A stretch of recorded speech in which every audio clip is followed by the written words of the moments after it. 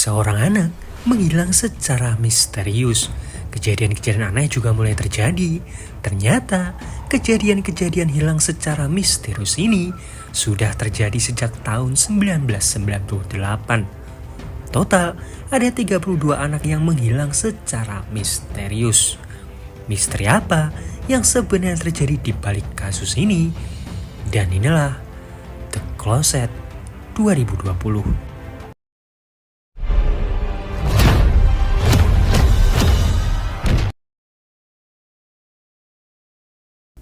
Seorang dukun sedang melakukan upacara pengusiran roh jahat. Lemari tiba-tiba terbuka, si dukun seolah tidak bisa menggerakkan tubuhnya. Tiba-tiba, pisau di tangannya menggorok lehernya sendiri. Scene beralih, seorang pria bernama Sangwon terlihat kebingungan mencari pengasuh untuk anaknya yang bernama Ina. Sangwon mau membayar berapapun asalkan dia mendapatkan pengasuh secepatnya. Sangwon dan juga anaknya saat ini sedang menuju ke rumah baru mereka. Sangwon menjelaskan kepada anaknya bahwa rumah barunya nanti akan berada di tempat terpencil. Tapi Sangwon berharap anaknya bisa betah tinggal di sana. Sangwon juga membelikan boneka untuk menghibur anaknya ini. Tiba-tiba Sangwon melihat ada yang aneh. Dia berhenti, ada rusa yang tewas tertabrak mobil dan banyak sekali burung gagak di sana. Hingga saat Sangwon kembali, Ina sudah pergi dari mobilnya. Sangwon berusaha mencari di tengah hutan berkabut. Dari kejauhan, tampak ada sosok yang terus memperhatikan Sangwon. Di balik semak-semak, Ina akhirnya ditemukan. Ina terdiam mematung, terus memperhatikan rumah yang ada di hadapannya ini. Sangwon menjelaskan bahwa rumah itu adalah rumah baru mereka. Ina hanya terdiam. Mereka berdua lalu masuk ke rumah baru tersebut. Saat berada di lantai 2, Sangwon mendengar suara tertawa anak kecil. Tapi ketika dia melihat keluar, tidak ada siapapun. Tiba-tiba burung gagak menabrak jendela membuat Sangwon kaget dan menjatuhkan barang-barangnya. Kaca jendela yang retak dan berdarah mengingatkan Sangwon akan masa lalunya. Sangwon seolah kesulitan untuk bernafas. Nah, ternyata kecelakaan di masa lalu membuat istrinya ini tewas. Dadanya terasa sangat sakit dan Sangwon langsung meminum obat miliknya. Ternyata setelah kecelakaan itu, Sangwon sering menderita serangan panik dan kadang dia juga sering kejang. Dokter tidak bisa menyembuhkan penyakit tersebut dan meminta Sangwon untuk rutin meminum obatnya. Nah, ternyata alasan Sangwon pindah ke tempat tersebut, dia ingin Ina kembali seperti dulu. Dulu, Ina ini anak yang ceria, dan setelah kecelakaan tersebut, Ina jadi anak yang pendiam. Malam harinya, Ina melihat video ulang tahun dirinya bersama dengan ibunya. Tiba-tiba, Ina mendengar ada suara ketukan. Suara itu semakin jelas, tapi dari balik lemari. Ina mencoba mendekat, lemari itu coba untuk dia buka. Tiba-tiba, di belakangnya ada sosok aneh menyeramkan. Ina menoleh dan berteriak ketakutan. Sangwon yang mendengar teriakan anaknya ini langsung berlari ke kamarnya Ina. Tapi Ina dengan wajah tersenyumnya bilang bahwa dia tidak berteriak dan semua baik-baik saja. Merasa aneh, Sangwon berusaha untuk memeriksanya. Ina buru-buru menutup lemarinya. Dia tersenyum sambil memegang boneka di tangannya. Sangwon buru-buru membuka lemari tersebut, tapi tidak ada hal aneh di dalamnya. Sangwon bilang, bukankah lebih baik bermain dengan boneka yang baru saja dia belikan? Tapi Ina menolak, dia tetap ingin boneka usang tersebut. Di sini, Sangwon sebenarnya merasa ada yang aneh dengan Ina. Tapi, melihat Ina yang ceria, Sangwon seolah mengabaikan pikirannya. Esok harinya, Ina makan dengan sangat lahap. Dia lalu izin untuk main di kamarnya. Ina memeluk Sangwon sambil bilang bahwa dia sangat menyukai rumah ini karena di sini dia banyak memiliki teman. Siang harinya, Sangwon pergi ke kota untuk mengecek proyek yang sedang dia kerjakan. Nah, Sangwon ini terancam dikeluarkan dari proyek tersebut karena dia sudah lama cuti. Sangwon cerita ke rekannya bahwa dia akan fokus bekerja setelah mendapatkan pengasuh. Sangwon lalu melihat ada orang lain yang sudah menggantikan posisinya. Sang-won pun memutuskan kembali ke rumah. Sang-won langsung meminum obatnya. Sang-won mendengar banyak sekali suara anak kecil dari kamarnya Ina. Tapi ketika kamar itu dibuka, hanya ada Ina di sana. Sang-won lalu menjelaskan bahwa dia akan bekerja di kota selama 2 bulan untuk mengerjakan proyeknya. Jadi nantinya Ina akan ditemani seorang pengasuh. Ina ingin ikut, tapi Sang-won bilang tidak bisa. Ekspresi Ina berubah, dia terlihat sangat marah. Ina hanya diam, yang membuat Sang-won kebingungan. Malam harinya, Sang-won mendengar suara biola. Sang-won berteriak, meminta anaknya ini untuk segera tidur. Suara biola itu semakin keras terdengar dan mengganggu Sang-won yang sedang bekerja. Sang-won langsung naik ke atas, tapi ternyata Ina sudah tertidur. Sang-won kebingungan dari mana suara biola tersebut. Lemari tiba-tiba terbuka. Sang-won memeriksanya, tapi tidak ada apapun. Saat Sang-won menutup lemari tersebut, lemarinya terbuka kembali. Sang-won mencoba mengintip. Ada sosok dukun di awal film tadi yang keluar dari lemari tersebut. Dukun itu langsung menebas lehernya dan Sang-won langsung terbangun dari tidurnya. Gambaran proyeknya dirobek oleh seseorang. Sang-won buru-buru mengecek kamarnya Ina. Nah, Sang-won melihat boneka yang dirusak serta biolanya. Sang-won melihat dari balik jendela Ina yang sedang membunuh gagak. Pesan lalu masuk meminta Sang-won untuk segera datang ke proyek konstruksi. Sang-won kebingungan dengan sikap Ina yang bertambah memburuk. Saat Sang-won akan pergi, Ina melihatnya. Sang-won pamit untuk bekerja. Dia berjanji akan membelikan Ina boneka baru. Ina bersikap sangat kasar, bahkan dia juga mengamuk. Nah, Sang-won mendengar ada suara menyeramkan di balik suara teriakannya Ina. Tiba-tiba pengasuhnya Ina datang.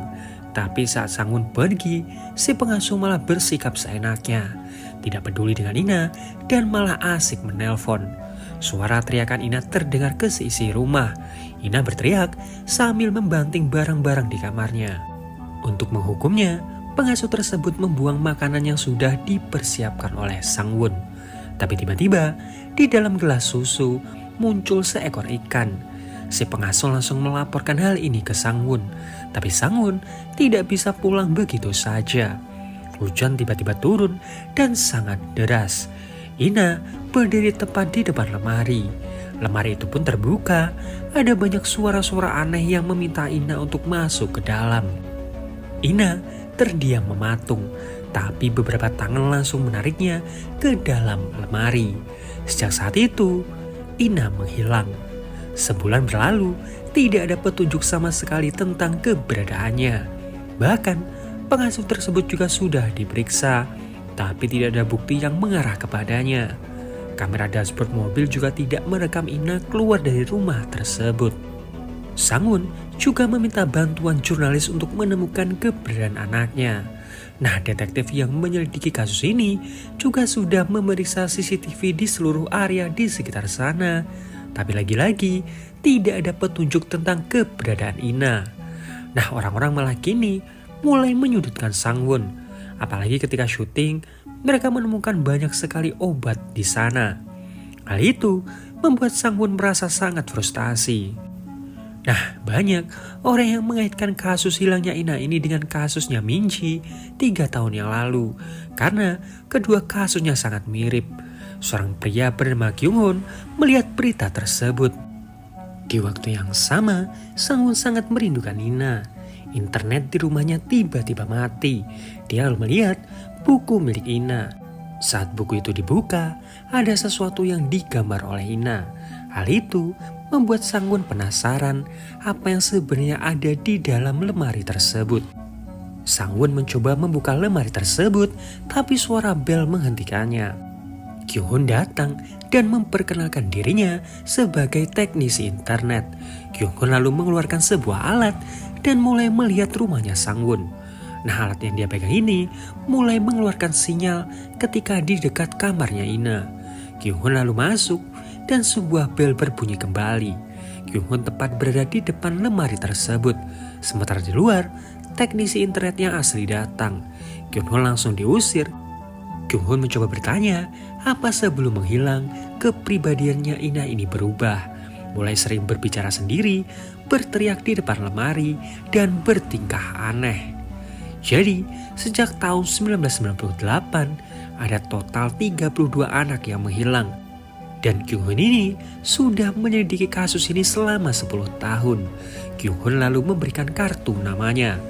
Dia juga menunjukkan data-data anak yang sudah menghilang. Dan sebelum mereka ini menghilang, mereka sempat menggambar anak kecil dan lemari. Nah, 20 tahun yang lalu, ada anak bernama Hyun yang menghilang dan orang tuanya melakukan ritual. Seorang dukun di awal film tadi menggorok lehernya sendiri setelah sebuah lemari terbuka.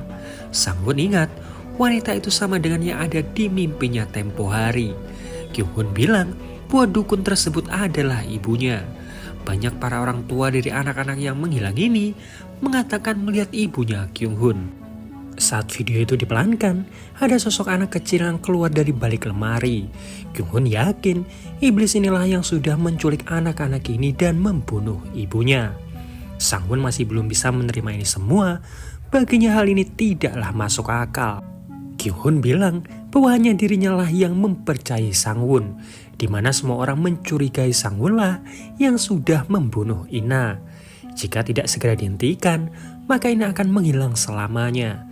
Dan karena tidak punya pilihan lain, Sang-won pun mencoba mempercayai Kyung-hun. Nah, Kyung-hun menjelaskan bahwa setiap roh berada di dunia manusia selama 49 hari setelah kematiannya. Jadi, mereka hanya punya waktu 3 hari untuk menemukan Ina. Sebuah detektor hantu dan juga kamera dipasang di kamarnya Ina. Kyung-hun juga menjelaskan iblis seperti apa yang akan mereka hadapi, di mana mereka menyeret korban-korbannya ini ke alam mereka. Sering waktu, para korbannya ini akan kehilangan sisi kemanusiaannya dan hanya menyisakan sifat temperamennya. Nah, setelah itu, mereka akan kehilangan jiwa mereka. Upacara pun dilakukan. Kyung-hun membuat boneka jerami untuk jebakan ke iblis ini. Nah, sekarang mereka tinggal menunggu hantu itu untuk keluar. Setelah ditunggu berjam-jam, tidak ada pergerakan sama sekali. Sang-won tiba-tiba mendengar suara sesuatu. Detektor di kamarnya Ina juga menyala. Boneka jerami bergetar. Kali ini, Sang-won mendengar suara biolanya Ina. Lemari itu pun terbuka. Suara aneh mulai muncul. Dan lemari itu langsung tertutup. Mereka mengeceknya. Kyung-hun bilang bahwa butuh boneka yang lebih besar. Iblis yang mereka hadapi benar-benar kuat. Beberapa boneka pun dipersiapkan serta dilumuri darah. Karena menunggu terlalu lama, Kyung-hun pun tertidur. Sang-won mendengar suara aneh kembali. CCTV di depan kamarnya Ina juga tiba-tiba mati. Sang-won mencoba membangunkan Kyung-hun tapi dia tidak juga bangun. Sang-won pun memperbaikinya sendiri. Tiba-tiba Sang-won mendengar suara Ina memanggilnya.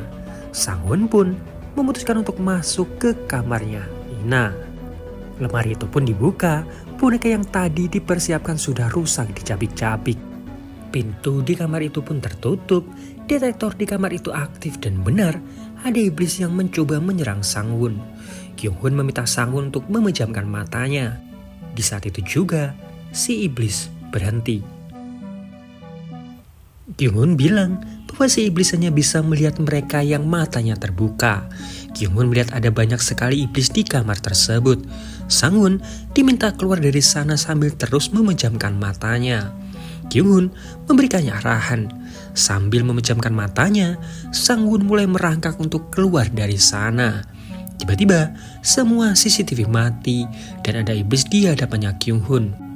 Kyung-hun diserang, Sang-won diminta untuk keluar dari kamar itu secepatnya. Sang-won sempat membuka matanya dan para iblis itu langsung mengejarnya dan untungnya dia tepat waktu dan berhasil keluar. Sementara Kyung-hun mencoba menyerang balik dengan melempar pisau yang sudah dia beri mantra. Tapi hantu itu terlalu kuat. Kyung-hun pun dicekik dan di saat yang sama Kyung-hun ingat bahwa hantu itu adalah salah satu anak yang menghilang. Sang-won lalu datang dan Kyung-hun sudah terluka sangat parah. Dia langsung dibawa ke rumah sakit dan Kyung-hun menyebut nama Myung-jin. Sang Won langsung mencari anak yang dimaksud.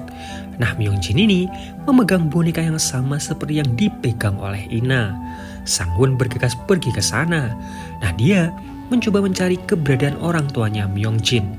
Cuma karena kasusnya sudah sangat lama, salah seorang warga di sana kebingungan. Tiba-tiba dia teringat ada satu orang laki-laki yang tinggal di gunung. Dulu ada rumor yang mengatakan bahwa anaknya menghilang secara misterius. Nah, saat Sang Won pergi ke gunung itu, ada beberapa benda aneh yang dipasang di beberapa pohon. Di waktu yang sama, Kyung Hun memimpikan ibunya. Tubuhnya kejang dan Kyung Hun tiba-tiba tersadar. Kembali ke Sang Won, dia berhasil menemukan ayahnya Myung Jin. Si ayah menjelaskan bahwa anaknya tiba-tiba menghilang di kamar dan ketika istrinya mencari, istrinya juga tiba-tiba menghilang. 20 tahun, ayahnya Myung Jin ini mencoba mencari anaknya sampai dia akhirnya menyerah. Ayahnya Myung Jin ini meminta Sang Won untuk pergi. Sang Won pun menanyakan tentang boneka di tangannya ini. Ayahnya Myung Jin ini panik seolah dia sedang melihat hantu. Boneka itu langsung dia bakar dan lemari itu tiba-tiba terbuka. Hantunya Myung Jin pun datang dan menyerang ayahnya. Tali jemuran terlepas dan langsung mencekik ayahnya. Di luar, karena mendengar suara gaduh, Sang Won mencoba untuk masuk. Tiba-tiba, ayahnya Kyung Hun menyerang Sang Won. Flashback ke tahun 1998. Terjadi demo besar-besaran karena krisis ekonomi. Nah, ayahnya Myung Jin ini mengunci anaknya di lemari karena dia berencana bunuh dengan mengajak istrinya. Kembali ke masa sekarang, Kyung Hun datang dan langsung melakukan ritual pengusiran roh. Ayahnya Myung Jin ini tiba-tiba ditarik ke dalam lemari. Lemari itu pun terbuka, tapi tidak ada apa-apa di dalamnya. Mereka berdua lalu pergi. Kyung Hun akhirnya tahu kebencian Myung Jin selama ini mengubahnya menjadi iblis. Dia mulai mengumpulkan anak-anak yang menderita sama seperti dirinya. Sang Won pun menanyakan. Kemarin Kyung Hun menjelaskan, jika frekuensi antara manusia dan juga iblis itu sinkron, maka mereka bisa melihat atau bahkan memasuki alam mereka. Nah, di saat Sang Won terkena serangan panik, dia merasa terhubung dengan Myung Jin. Dan karena mereka sudah tidak memiliki waktu banyak, Sang Won berencana untuk masuk ke alam mereka. Kyung Hun menolak, resikonya terlalu besar. Jika jiwanya Sang Won terjebak di sana, maka dia akan tewas. Untungnya, Sang Won bisa meyakinkan Kyung Hun. Nah, nantinya Kyung Hun akan melakukan ritual demi melindungi Sang Won. Dia hanya punya waktu 30 menit untuk berada di alam itu. Jika lebih, maka jiwanya akan dilahap. Sang Won lalu menelpon dokter untuk menanyakan bagaimana dia bisa memperburuk serangan paniknya. Di waktu yang sama, Kyung Hun mempersiapkan ruangan yang akan dia gunakan untuk ritual. Dia juga mulai membaca data dari Myung Jin. Dokter yang tadi mengatakan bahwa Sang Won harus mengkonsumsi obat yang tinggi kafein. Tapi masalahnya, jika terlalu banyak, maka Sang Won bisa tewas.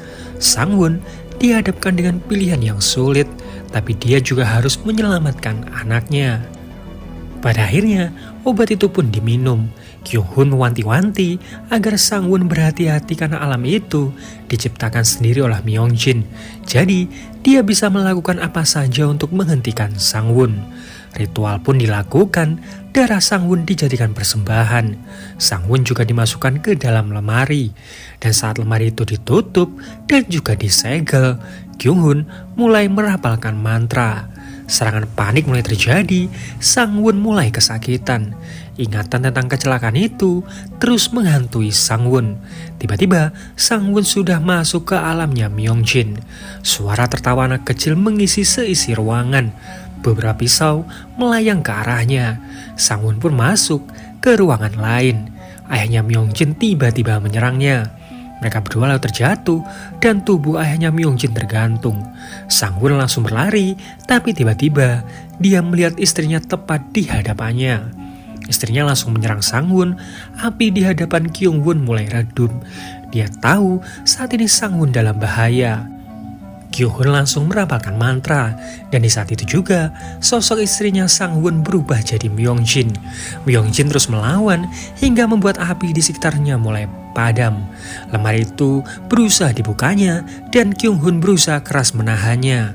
Beberapa tangan mencoba keluar dari lemari tersebut. Sementara itu, Sang-won sampai di sebuah taman dengan puluhan anak kecil di dalamnya. Semua anak di sana bermain dengan sangat gembira. Tapi ketika mereka tahu ada Sang-won di sana, wajah mereka semua berubah menjadi menyeramkan. Mereka mulai mendekati Sang-won dan menyerangnya. Suara biola Ina mulai terdengar. Sang-won berlari ke arah Ina dan memeluknya. Tapi sebuah mobil langsung menabrak mereka. Sang-won tersadar Myung-jin ada di hadapannya. Myung-jin bilang bahwa Ina tetap akan ada di sana. Toh, Sang-won juga sudah tidak menginginkan Ina. Sang-won mohon, tapi tubuh Ina mulai dibawa pergi oleh Myung-jin. Sementara itu, Kyung-hun ditarik paksa masuk ke dalam lemari dan api di hadapannya mulai padam. Kembali ke Sang-won, dia paham alasan Myung-jin membawa anak-anak ini ke dunianya.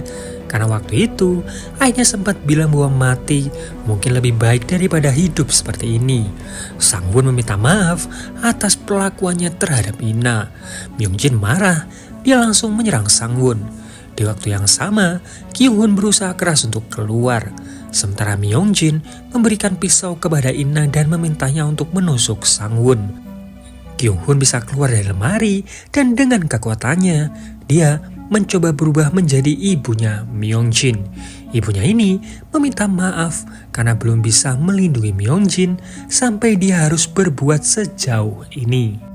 Perlahan, Ina pun dilepaskan oleh Myung-jin.